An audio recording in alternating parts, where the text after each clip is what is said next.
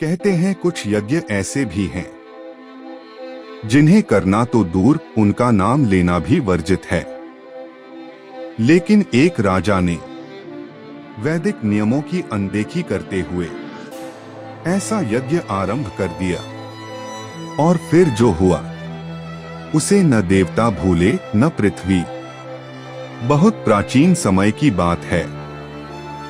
आर्यावर्त के दक्षिणी छोर पर स्थित था एक समृद्ध परंतु अहंकारी राजा, नाम था विराटसेन। राजा वीर, पराक्रमी और अत्यंत ज्ञानी था, परंतु उसे मृत्यु का भय था। वेद के दुर्लभ ग्रंथों से उसे एक मंत्र मिला, महामृत्युंजय संविद यज्ञ। एक ऐसा यज्ञ जो मृत्यु को वश में कर देता है। परंतु एक शर्त थी, इस यज्ञ को कोई भी मनुष्य नहीं कर सकता। यह यज्ञ केवल देवताओं के लिए रचा गया था। इसकी विधि, इसकी अग्नि और इसके मंत्र सब गोपनीय थे। पर राजा ने तय कर लिया था, वह अमर होगा। उसने 7 ऋषियों को बुलवाया, धन, डर या धोखे से। यज्ञ आरंभ हुआ। पहले दिन अग्नि शांत रही। दूसरे दिन हवी आहुति अग्नि में पिघलने की बजाय जम गई।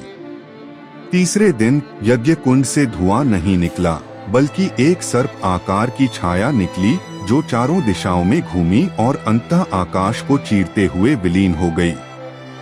ऋषियों ने चेताया, राजन, यह यज्ञ वर्जित है।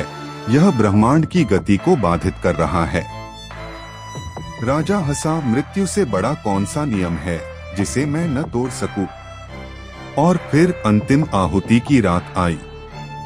जब राजा ने अपनी अंतिम आहुति दी, यज्ञकुंड से तेज चमक निकली और साक्षात अग्निदेव प्रकट हुए। उनकी आंखें लाल थीं, वाणी में क्रोध। उन्होंने कहा, राजन, तूने मर्यादा को लांघा है। मृत्यु से भागने की जो चेष्टा तूने की है, अब तू न जी सकेगा, न मर सकेगा। उस रात राजा विराटसेन एक गूढ़ शाप का शिकार हुआ।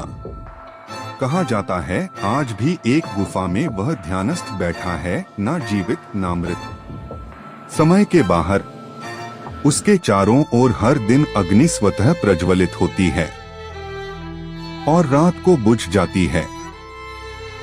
संस्कारों से बड़ा कोई वरदान नहीं।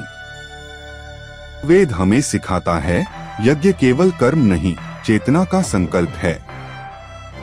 जब हम अपनी सीमाओं को भूलकर केवल स्वार्थ में लीन होते हैं, तब सृष्टि भी हमारा साथ छोड़ देती है। अगर आपको यह रहस्यमय कथा रोमांचक लगी, तो अभी सब्सक्राइब करें हमारे चैनल को और इसके माध्यम से जानिए वेदों की ऐसी ही विस्मयकारी कथाएं जो आपने पहले कभी न सुनी होंगी। कमेंट करके बताएं, क्या आप जानते हैं वेदों में और कौन से ऐसे रहस्य छिपे हैं जिन्हें आज तक दुनिया से छिपाया गया है।